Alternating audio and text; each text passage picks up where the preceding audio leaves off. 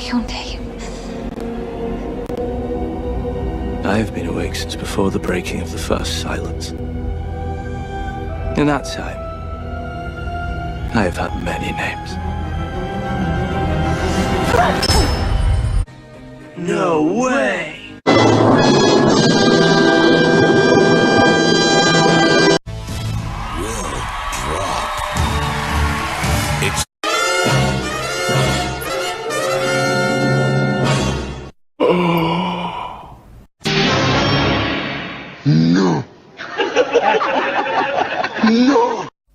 Hola a todos, bienvenidos a Filosofía Clase B, yo soy Oscar y Halbrand resultó ser Sauron. ¿Quién lo hubiera dicho? Voy a decir una cosa y va a ser lo último que comente sobre Ring of Power en mis canales porque sé que hay varios seguidores a los que ya los tengo hartos. A los defensores de lo indefendible, que han estado tratando de justificar esta serie desde antes que se empezara a emitir, está bien. Toda la gente que habla mal de esta serie somos misóginos, racistas, fóbicos, malas personas, que no toleramos que una serie tenga un personaje femenino fuerte como protagonista porque eso amenaza nuestra masculinidad tóxica. Sí, está bien, tienen razón en todo. Está bien. Que todo el mundo haya previsto el giro de guión que se suponía que tenía que tomarlo desprevenido en el último episodio, todo el mundo, no uno o dos, todo el mundo lo haya previsto desde el primer episodio y se refiriera al personaje de cómo se llamaba este tipo, Halbrand, ni me acordaba cómo se llamaba, se refiriera simplemente como Sauron, es una prueba objetiva de que no sabes escribir. No es una opinión esto, es una evidencia imparcial, objetiva, que demuestra fuera de toda duda de que no sabes escribir. ¡Es una mierda! ¡Es la mayor mierda que he visto en toda mi vida! Es todo lo que tengo para decir sobre el tema. No vuelvo a mencionar nunca más Ring of Power en este canal, no, lo prometo. Me dicen que hablé de la unión de átomos como si fuera sinónimo de la unión de núcleos atómicos. La unión de átomos puede entenderse como la unión química de dos o más átomos en una molécula. La fusión de los núcleos es otra cosa distinta. Tiene razón, quise mantener ese video simple, claro, tratando de no hablar de usar términos técnicos y me pasé un poco de rosca. Hablé de la unión de átomos para evitar el término fusión nuclear y tiene razón, tiene una ambigüedad que no preví. De todos modos, el objetivo de ese video no era un video de divulgación científica, era simplemente mostrar que hay buena evidencia empírica a favor de la hipótesis o de la teoría de que el universo tuvo un comienzo en algún momento del pasado hace algo menos de 14.000 millones de años. Que esto no es un delirio que se sacó algún teórico del sombrero, no, hay buena evidencia empírica que apunta en esa dirección. Este era todo el punto del video. Gracias, no me acuerdo quién me señaló este error, pero gracias. Me dicen que confundí a Arrow con Ojo de Halcón, tiene razón, el de los Vengadores es Ojo de Halcón. Lo que pasa es que con la clonación de superhéroes cualquiera se confunde. Hasta me causa gracia que en las últimas de la Liga de la Justicia han tratado de asimilarlo a Flash, han tratado de hacerlo todo lo parecido que pueden a Quicksilver, cuando Quicksilver es un plagio de Flash. O sea, el original está tratando de imitar a la imitación. Ya llegó a un nivel de locura total esto, de que cada personaje de DC tiene un clon de Marvel sin excepción. Me dicen que Mary Sue no es un personaje satírico. Voy a discrepar con esto. Yo la escuché esta idea, no es la primera vez que la oigo, pero yo leí a Trekkie Tale, el fanfiction de donde sale, y obviamente la autora, Paula no me acuerdo cuánto, obviamente está jodiendo. Obviamente es un troleo. Lo que pasa que la buena comediante no se ríe ella, te hace reír hablando totalmente en serio. Pero es obvio que es satírico ese fanfiction. No lo presentan grotescamente como una sátira, pero obviamente es una parodia. Me dicen, ¿por qué hay moderadores en el chat? Para eliminar el spam que se le pasa a los bots, nada más que eso. Muy buen trabajo hizo Néstor Magnau, gracias por ofrecerse. Por ofrecerse no, se lo tiré por la cabeza el trabajo de moderador. Después lo estuve viendo de nuevo el directo y vi que alguien lo insultó y el comentario quedó. Bien, ese es el espíritu. Bien, estupendo trabajo. Es para eso nomás, es porque a veces a los bots se le pasa algún spam, es para eliminar eso nada más. No es que va a haber censura en el chat de los directos, nada que ver. Que va a ser una cosa controlada, que van a hablar los 5 amigotes como hay en algunos pseudo interacciones en algunos canales, no. Es para eliminar el spam nomás. Y alguien que está siendo demasiado bardo, que ya no se pueda, que esté tratando de copar el chat. Lo cual, si bien se mira, es una forma de spam. Nada más que para eso. Me preguntan, ¿cómo puedo perder el miedo a hablar en público? Me causa gracia la ironía que se lo preguntaron al tipo más nervioso en la historia de YouTube esto. Vea, yo creo que se tiene que acostumbrar. No creo en ninguna receta de, bueno, yo antes de salir a dar un directo, prendo un incienso, hago 15 minutos de meditación, me paro frente al espejo y me digo 20 veces, me amo y me acepto tal cual soy. No, nada de eso funciona. Uno se tiene que acostumbrar. Fíjese los rockeros que tienen 50 años dando giras. Fíjese cómo le hablan al público. Bueno, miren, me dicen que hay un problema técnico, así que este concierto se va a tener que suspender. Hace 50 años que están hablando para estadios llenos de gente. Ya se les ha vuelto rutina. Ya es parte de su vida cotidiana. Lo único que le puedo recomendar, que le puede ser de alguna utilidad real, es enfóquese en lo que está diciendo, en lo que está haciendo, y no preste atención a la gente que a lo que hace la gente que lo está viendo, que lo está escuchando. Si usted va a hacer malabarismo arriba de un escenario, enfóquese en las pelotitas que está revoleando, no en el público que lo está viendo revolear pelotita, porque ahí es donde las pelotitas se le van a caer al piso. Eso es lo único que le puedo... el único consejo que le puedo dar, que me parece que tiene algún sentido. O sea, los de afuera son poste pintado, no le presta atención. Esa creo que le puede servir para algo. Y después se tiene que largar y la cara se le va a ir poniendo gradualmente, sin que se dé cuenta, la cara se le va a ir poniendo cada vez más dura. Se lo digo por experiencia. No hay otro secreto que eso. Me dicen, mi primo es parecido a mí, por lo tanto su casa es mía. Creo que ha entendido claramente la lógica de tipos como Vladimir Putin o movimientos políticos como el aborigenismo. En efecto, la idea de la soberanía basada en un criterio de raza es esto. Mi primo es parecido a mí, por lo tanto la casa de mi primo es mía. Y es esto. Este es básicamente el argumento con el que Putin reclama que Ucrania tiene que ser parte de Rusia. Entre otros disparates parecidos que tienen mejor prensa. Me dicen que yo dije que me pensaba ir de Argentina hace años, pero sigo ahí. Sí, no precisamente porque Argentina haya mejorado, por cierto. ¿Qué me voy a ir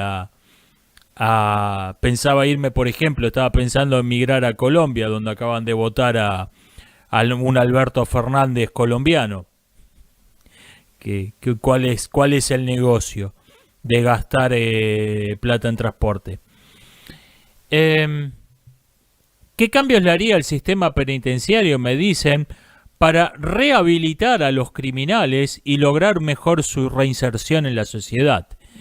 El cambio principal que yo haría es dejar de creer que esta es la función de un sistema penal. Este es lo primero que cambiaría. Creer que un sistema penal está para rehabilitar a los criminales y reinsertarlos en la sociedad ya rehabilitados, como que fuera una especie de hospital en la cárcel. No, el criminal no es un enfermo, el criminal no es una víctima de la sociedad, el criminal es un hijo de puta. Y tiene que ser tratado como un hijo de puta, no como un enfermo, no como una víctima. Esto es lo que hay que cambiar. La pena es la diplomacia con los enemigos internos del Estado. Tiene que ser una administración racional tiene que ser, hasta donde se pueda, disuadir a los enemigos internos de actuar en contra de la sociedad, y si esa disuasión falla, tiene que hacer un uso racional de la violencia. Esta es la función de la pena. La pena no es una terapia. El criminal no es un enfermo y la pena no es una terapia. Lo que cambiaría yo de raíz es esta idea, de que el sistema penal está para rehabilitar y reinsertar en la sociedad. Me dicen que la idea que ataca a la paradoja del cerebro de Boltzmann se conoce como el milagro probabilístico de Boltzmann. Gracias por este dato, no lo sabía. Es esta idea de que por pura casualidad, dado un tiempo infinito, en alguna región del universo la entropía se va a revertir y va a aparecer súbitamente, se va a pasar de un nivel de caos a un nivel altísimo de orden. Y bueno, y esta es la idea que ataca la paradoja del cerebro de Boltzmann, que en vez de ordenarse toda una región del universo, sería más probable estadísticamente, matemáticamente, que lo que se ordenara fuera un cerebro flotando en el caos primordial, en la sopa de muerte térmica este cerebro, y este cerebro tuviera una conciencia y creyera que está viviendo en un universo y que tiene un cuerpo y que está interactuando con otros seres que tienen cada uno su propio cerebro. Esto sería, obviamente seguiría siendo un milagro probabilístico, pero sería más probable que lo que decía Boltzmann. El astrónomo que no logré recordar es Arthur Eddington, un notable pensador, notablemente olvidado, olvidado por mí incluso. La broma el experimento mental del bromista en el laboratorio, que lo dije como si fuera algo totalmente conocido, consiste en que un científico prepara un experimento en el laboratorio en el que llena una pecera con agua con dos compuertas.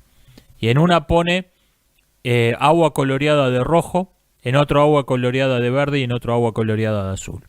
Y se va. A la noche viene un bromista y abre las compuertas y el agua se mezcla. Y cuando viene el científico al otro día se encuentran las dos compuertas abiertas y se encuentra el agua, la pecera con una mezcla grisácea de todos los colores mezclados. Entonces se pregunta Eddington, el bromista levantó primero la compuerta A, digamos que llamémosla A y B, a las compuertas. Levantó la compuerta A, mezcló el agua roja con el agua verde, sin mezclar el agua azul, y después abrió la compuerta B y mezcló el agua azul con la mezcla del agua roja y verde. O abrió primero la compuerta B, mezcló el agua verde y azul, y después mezcló el agua roja. O abrió las dos al mismo tiempo y el agua se mezcló al mismo tiempo. Bueno, en cualquiera de los tres casos, al llegar el científico a la otra mañana, encontraría las dos compuertas abiertas y la mezcla de agua grisácea donde está todo mezclado. Por lo tanto, no hay ninguna observación que permita decir cuál de las tres hipótesis es la correcta. Este es el experimento mental del bromista en el laboratorio. ¿A qué apunta este experimento mental? A que la investigación empírica tiene un límite. La investigación empírica no puede llegar al infinito y más allá únicamente usando la lógica. En algún momento tenemos un límite a lo que podemos saber de la realidad empírica que está determinado por los datos que tenemos. Llegado a un punto, no es que no tengamos la inteligencia suficiente, no tengamos métodos, no tengamos buenos instrumentos de observación. No tenemos datos suficientes para decir la hipótesis 1, 2 o 3 es la correcta. Este es el experimento mental del bromista en el laboratorio, al que creo que no se le ha prestado la atención que merece, no se le ha dado la importancia, no se ha visto, me parece, la importancia filosófica que tiene este experimento mental. De hecho, por ahí le dedico un video entero, porque me parece que no se le ha prestado atención a la importancia que tiene. Me dicen sobre si algunas fotos tomadas por el telescopio James Webb ponen en duda el Big Bang. No, esto es un titular sensacionalista que se largó porque no había nada demasiado interesante en el fotografiado por el James Webb para el público general. Entonces, bueno, tuvieron que ponerle un poco de sal. Vamos a decir que pone en duda la teoría del Big Bang. Pero en realidad no. Sí, fotografió galaxias que están más lejos y por lo tanto son más antiguas de lo que se suponía que era el origen de la primera galaxia. Pero no cambia nada esencial. Simplemente, obviamente hay algunos errores en la teoría, hay algunos errores en el modelo teórico que teníamos, pero no más que eso. No es una anomalía que te lleva a pensar que el modelo está radicalmente equivocado, que esto sería poner en duda el Big Bang. Seguimos teniendo el corrimiento al rojo de las galaxias, seguimos teniendo el exceso de helio en el universo, seguimos teniendo la radiación de fondo de microondas, que no la mencioné, pero es otra cuestión de peso. Así que un par de galaxias raras que no sabíamos que existían, ok, es una anomalía, pero no es una anomalía que te tire por tierra todo lo que creías. Es una anomalía que, bueno, va a haber que explicar esto. De momento no tiene explicación. ¿Qué pienso de las criptomonedas? Me preguntan. Vea,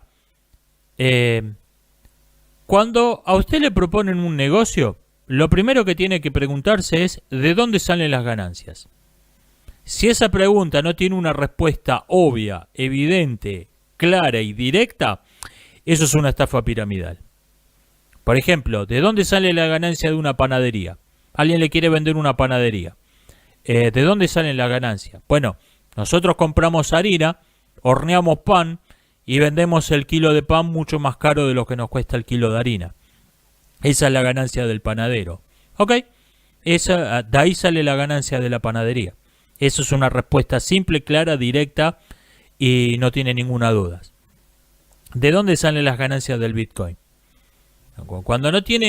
Cuando la pregunta de dónde salen las ganancias no tiene una respuesta clara, directa y obviamente y fácilmente demostrable como verdad, eso es una estafa piramidal. Me preguntan cómo le llamé a la falacia que decía que un montón de argumentos débiles pretenden tener más peso que cada uno de ellos por separado. Lo llamé la falacia de la marabunta, pero esto es un neologismo que inventé yo. No es algo que vaya a encontrar en ningún libro de lógica. Lo que me quedé pensando, porque me lo preguntaron en el tema del Big Bang, me quedé pensando si esto es una pregunta off topic o si me quisieron dar a entender que lo que yo estaba haciendo era una falacia de la marabunta. Pero no. Que haya varias evidencias empíricas distintas que apunten en una misma dirección y esto se refuerce esa hipótesis, esto no es la falacia de la marabunta. Lo que me refería cuando dije ese término es, por ejemplo, yo creo que la proposición P es verdadera. Ajá, ¿por qué? Porque sí, porque me parece. Ok, eso es un argumento muy débil. Ahora, si me dice miles de millones de personas en el mundo y a lo largo de siglos han creído que la proposición Dios existe es verdadera, eso no tiene más peso que me parece. A mí me parece. Están multiplicando un a mí me parece por miles de millones. A miles de millones les parece. No es un argumento que tenga más peso, que a mí me parece. Esto sí tiene nombre, se llama falacia ad numerum, falacia del número. Creer que una proposición es verdadera porque por la cantidad de gente que la cree verdadera. Eso sí tiene nombre. Ahora, si usted tiene un dato empírico separable, que es el corrimiento al rojo de las galaxias, tiene otro dato empírico, que es el exceso aparente, el supuesto exceso, la cantidad de helio inexplicable en el universo, que es coherente con la idea de que el universo se está expandiendo, y tiene la radiación de fondo de microondas, que se habría originado cuando se fusionó todo el helio que sobra, que lo cual es también coherente con la misma idea. Eso no es simplemente un amontonamiento de lo mismo. Ahí cada argumento, cada evidencia empírica aporta, suma, aporta evidencia. No es simplemente una repetición de argumentos que no tiene más peso por junto que por separado. Ahí la acumulación de argumentos que apuntan distintos en esencia, pero que apuntan todos a la misma conclusión, eso sí suma, eso tiene más peso que cada uno de ellos por separados.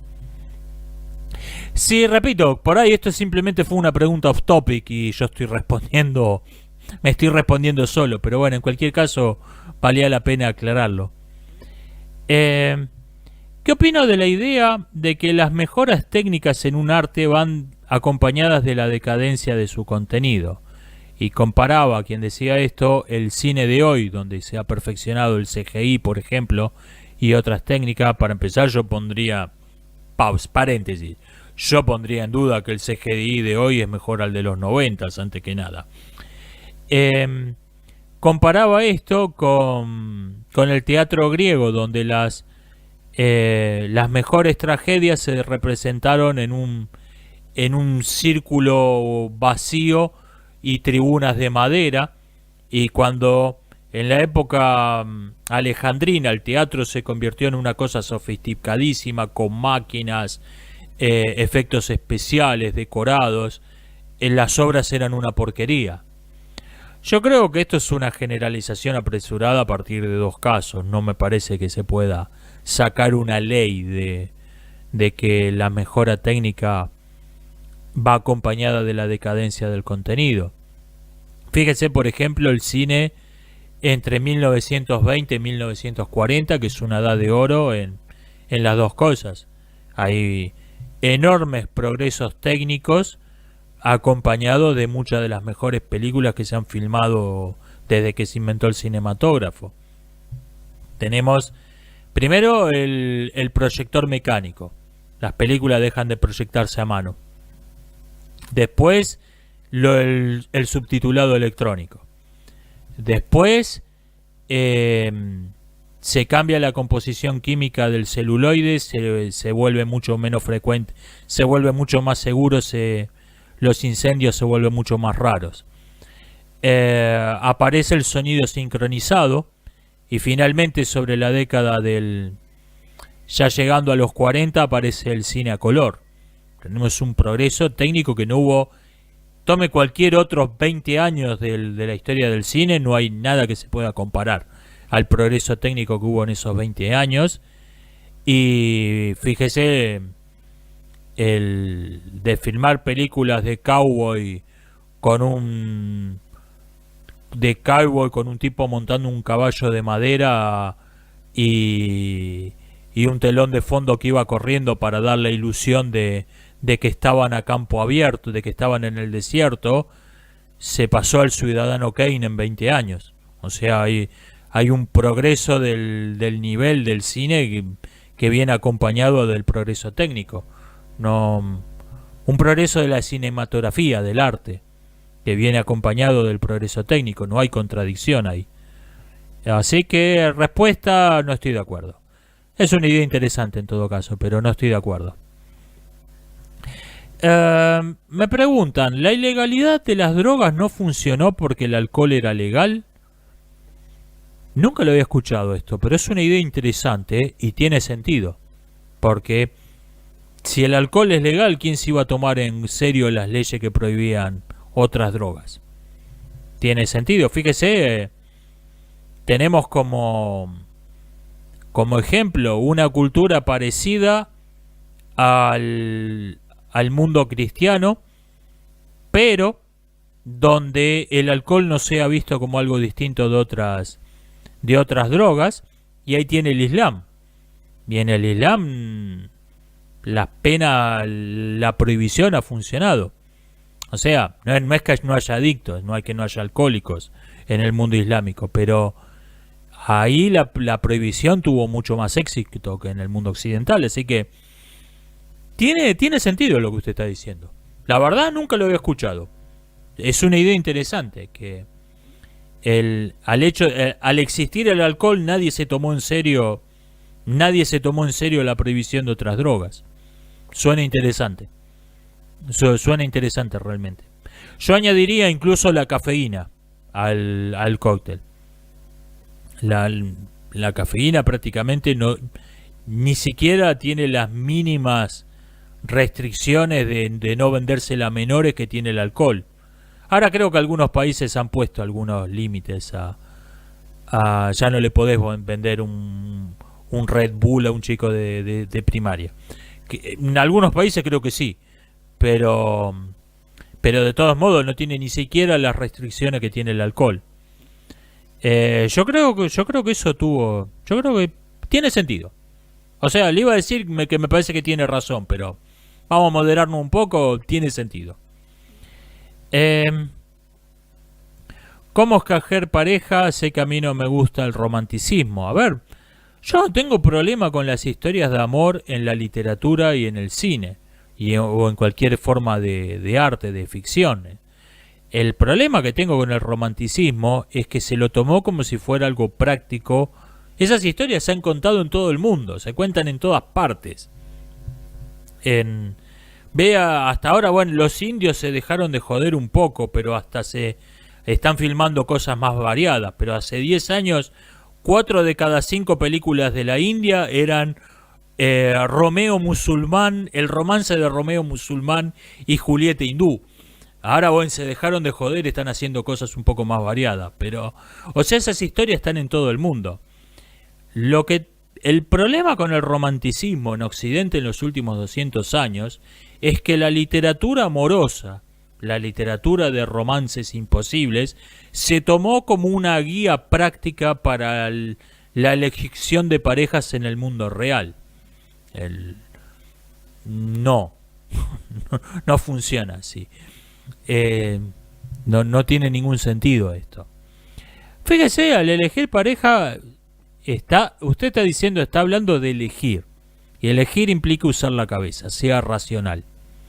Ser racional, elegir racionalmente no quiere decir me voy a tratar de casar con una abogada que tenga muy buen aspecto para vivir de cafiolo y tener buen sexo. No es eso elegir racionalmente. Elegir racionalmente es vea con qué persona se imagina conviviendo dentro de 30 años. Con qué persona se imagina formando una familia, teniendo una vida juntos. Eso significa elegir racionalmente. Es la hija del jefe de la familia con la que estamos en guerra. Ok. No necesito más datos. Descartada. No necesito tener en cuenta más nada. No hay modo de hacer una vida con alguien así. Después, todo lo demás lo podemos discutir, pero eso solo basta para que esa no es una elección racional. A esto me refiero. O sea, elegir racionalmente no significa ser un cínico o un Maquiavelo. Significa pensar la decisión que vas a tomar, que es la decisión más importante de tu vida.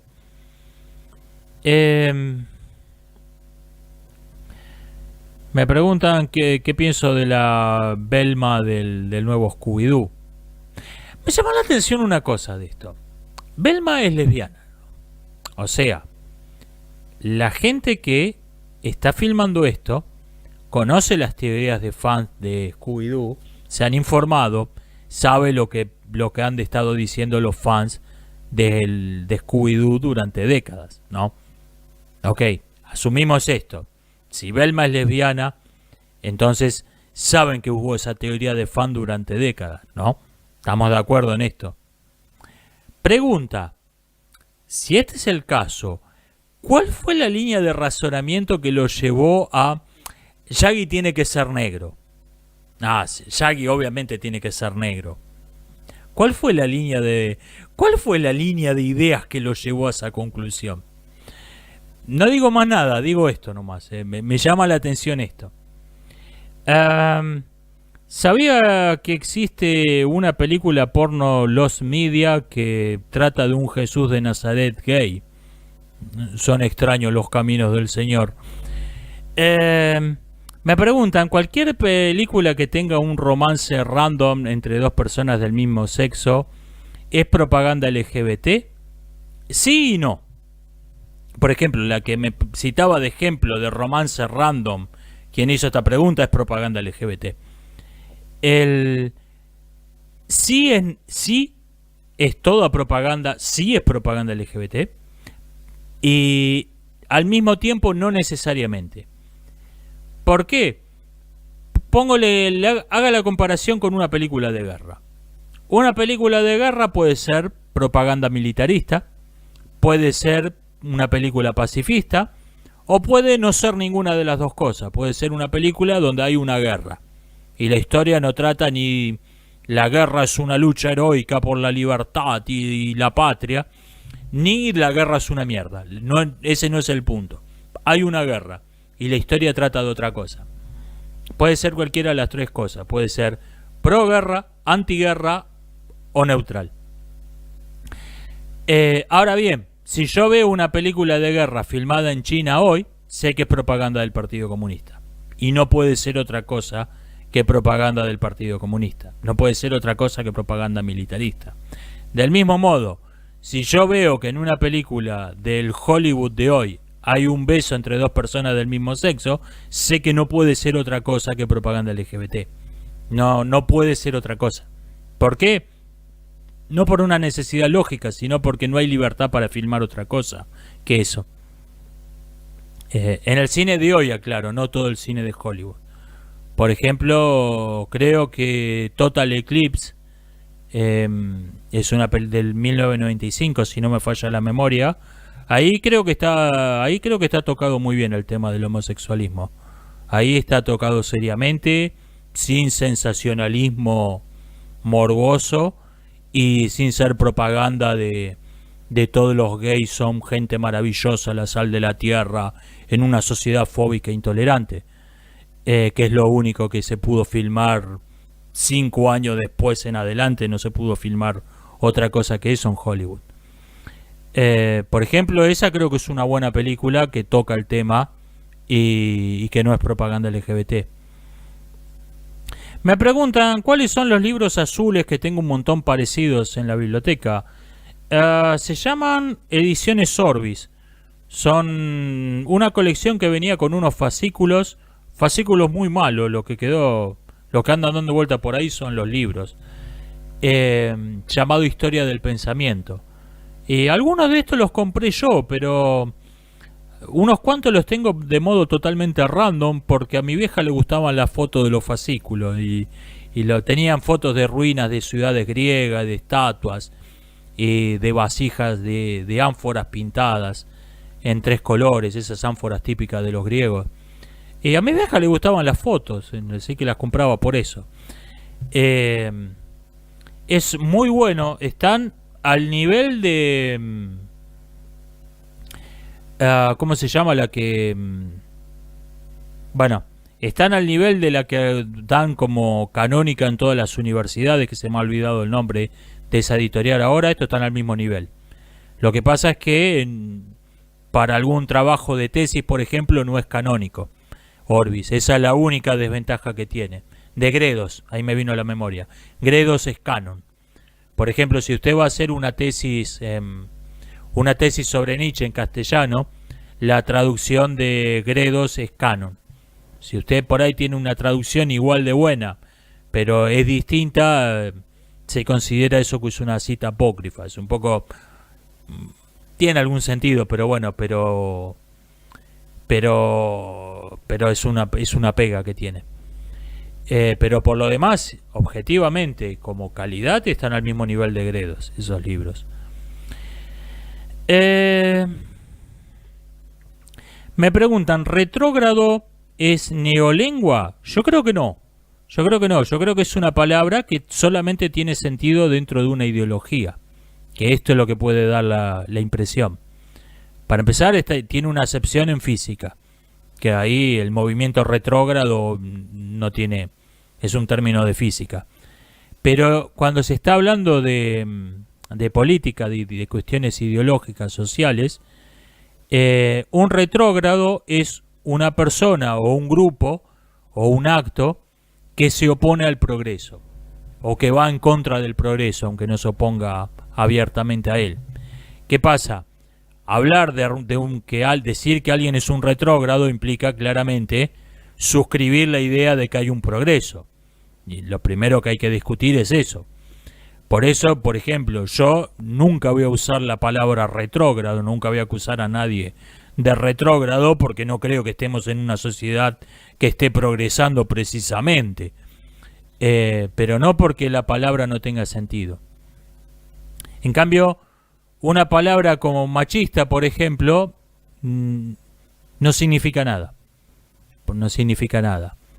Un machista puede ser alguien que es grosero con las mujeres, o puede ser alguien que es cortés y se saca el sombrero y le abre la puerta a una dama.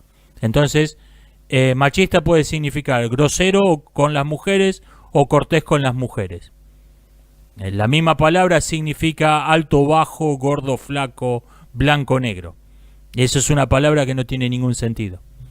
Eso es lo que caracteriza a las falsificaciones idiomáticas, que no significan nada, que pueden significar cualquier cosa y por lo tanto no significan nada. ¿Qué pienso de la Cosmos con Neil deGrasse Tyson? Vi partecitas sueltas, no puedo hacer una opinión muy profunda de esto. Creo que Neil deGrasse Tyson es un actor nada más, no creo que tuvo mucha... no tuvo demasiada participación en el guión, me parece. A diferencia de la Cosmos original, que fue una cosa mucho más artesanal, donde el guión está escrito por 3 personas. Creo que esta cosa que tenía animaciones, creo que fue una cosa mucho más elaborada, con un presupuesto mucho más sustentoso. Me parece, por lo que vi, que repito, fueron fragmentos sueltos, no la he visto de un tirón entera. Me parece que eligieron corregir los defectos equivocados de la original. O sea,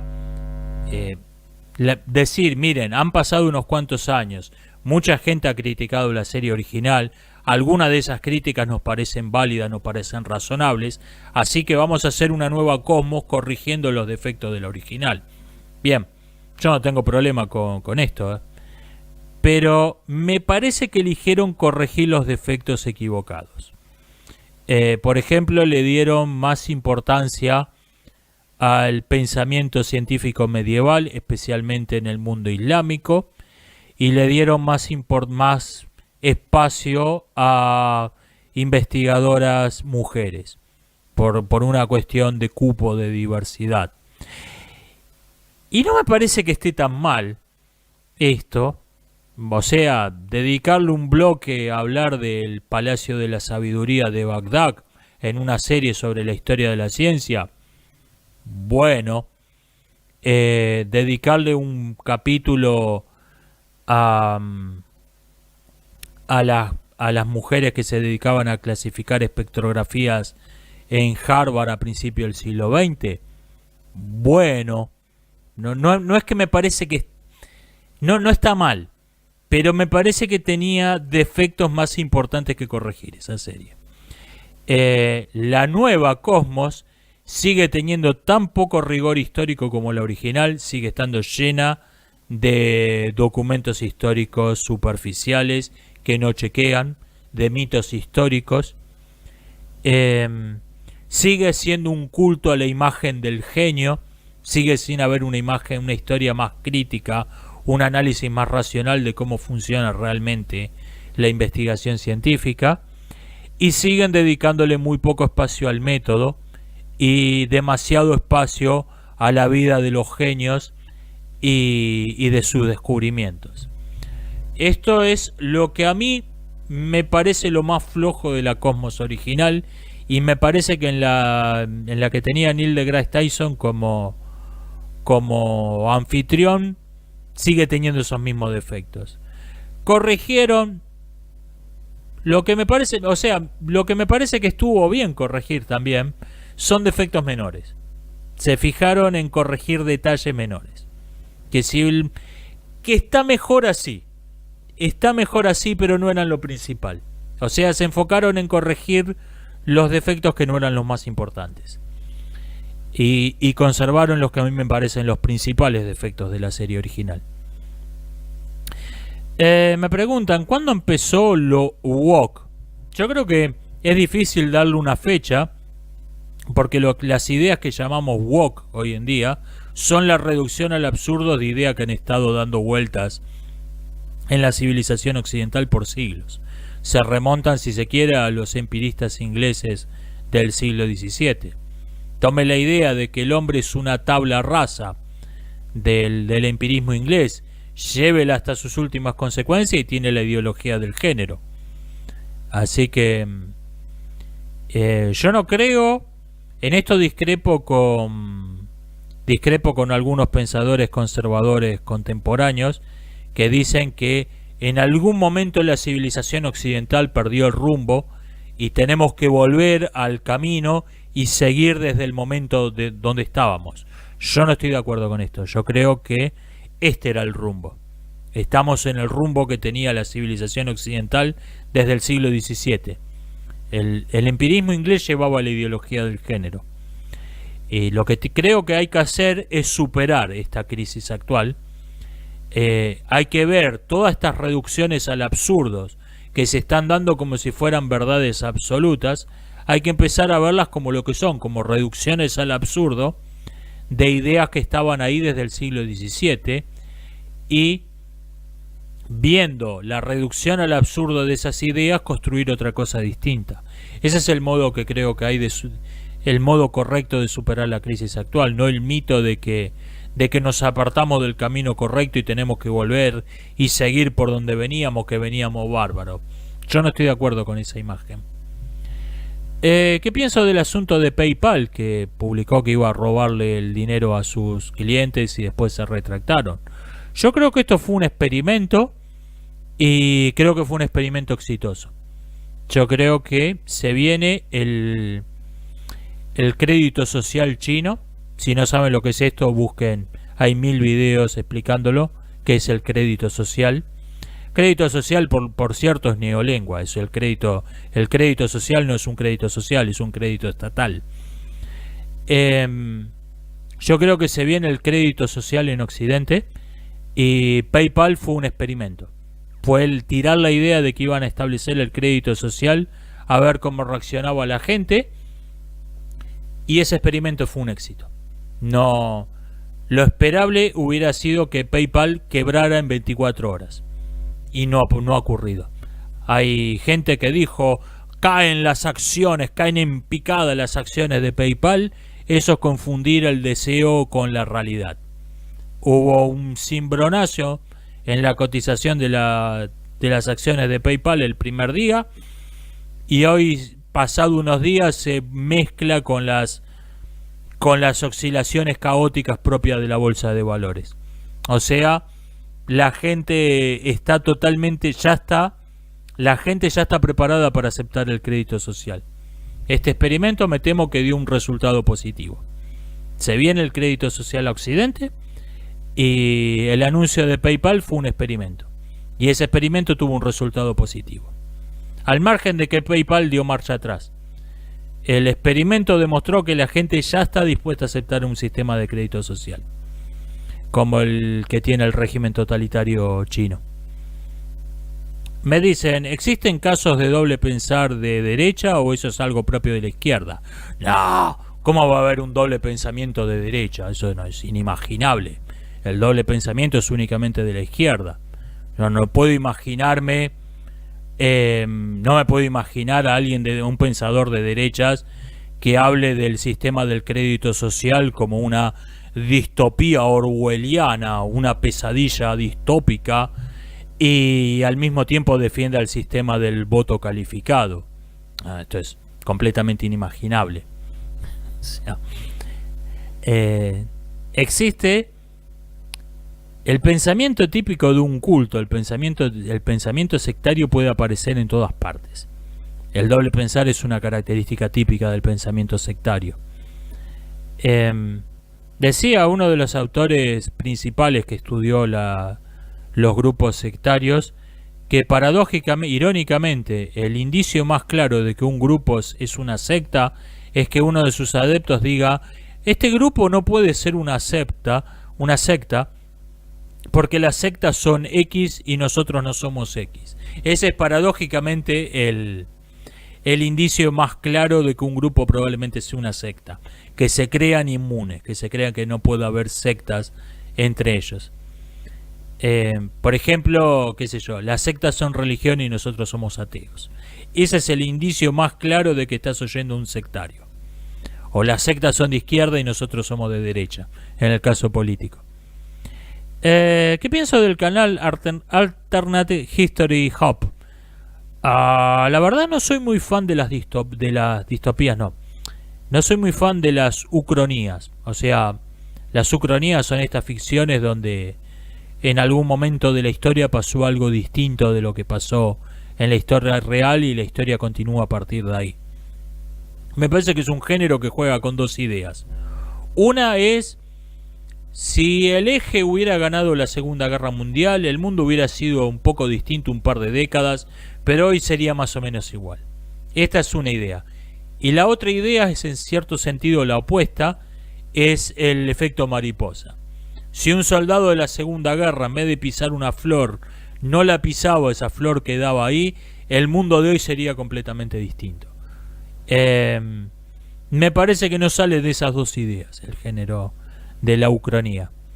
Y además, en el caso particular de Alternative History Hub, me di cuenta de una cosa, es que formó una base de fan muy rara, que parecen tomárselo como si fueran algo más que ucronías lo que está haciendo. Como si fueran documentales del mundo que no fue, y se estuviera discutiendo como si fueran hechos reales lo que está diciendo y no ficciones de ciencia, de una rama de la ciencia ficción. Se formó una cosa muy rara, una base de fan muy extraña en torno a ese canal. De hecho, lo cual me gusta, me parece que está bastante bien. Creo que hay algunos videos que están subtitulados al castellano, no estoy seguro. Pero repito, no soy muy fan y además se formó una cosa muy rara en torno a ese canal. Me dicen que el petróleo, hay depósitos de petróleo que se han regenerado. Sí, esto lo escuché. A ver, piénselo un poco y se va a dar cuenta de lo absurdo que es. Si usted tiene una perforación, hay dos bancos de petróleo, el banco A y B, ¿no? Y usted, el banco B no sabe que existe, pero encontró el banco A, cavó un pozo y empieza a extraer petróleo. ¿Qué pasa? A medida que está extrayendo petróleo, el depósito se empieza a vaciar, se empieza a formar una caverna que está cayendo, lo que era petróleo es aire, y por ahí el petróleo ese estaba aguantando una pared. El petróleo que usted sacó, al reemplazarlo por aire, una pared se derrumba y el petróleo del banco B se derrama y llena el banco A, y parece que apareció mágicamente el banco que se estaba agotando, de repente se llenó de nuevo. Pero no es que se regeneró el petróleo, es que había otro petróleo que usted no sabía que existía. La idea de que el petróleo se regenera es un bulo que anda dando vuelta por ahí, que no tiene ninguna evidencia científica que lo respalde. Hay una explicación muchísimo más simple, que es la de que se producen cuando usted extrae petróleo, se producen derrumbes internos y otros bancos de petróleo vuelven a llenar la caverna de la que usted estaba extrayendo. Caverna no es el término técnico. Vuelve a llenar el compartimiento, la caverna de la que usted estaba extrayendo el petróleo. Es mucho más razonable suponer esto. ¿Qué pienso del suicidio asistido? Suicidio asistido es un cuadrado redondo. Es una contradicción en términos. Si la muerte de una persona fue un suicidio, entonces no fue asistida. Y si fue asistida, entonces no fue un suicidio. Un suicidio asistido es un cuadrado redondo. Si es cuadrado no es redondo, y si es redondo no es cuadrado. Y esto ha sido todo por hoy. Nos estamos viendo hasta la próxima.